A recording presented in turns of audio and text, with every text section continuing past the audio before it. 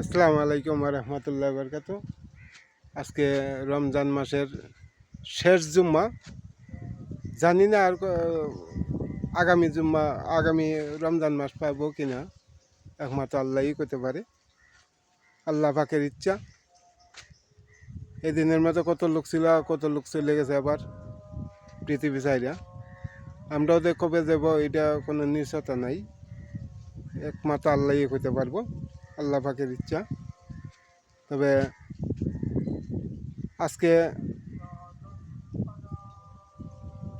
সবাই যেন জুম্মা নামাজে যায়, আমি আশা করি।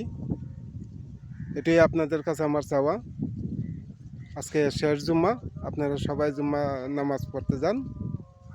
কারণ এই রমজান মাসের মধ্যে, রহমতের মাসের মধ্যে আর তো জুম্মা নাই, আজকে শেষ জুম্মা।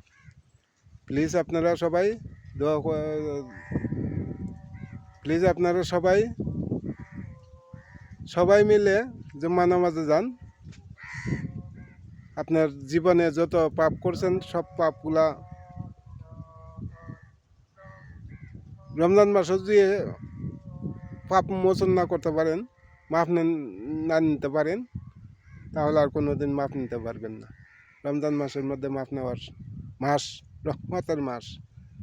ওকে, আসসালামু আলাইকুম রহমতুল্লাহ ওয়া বারাকাতুহু।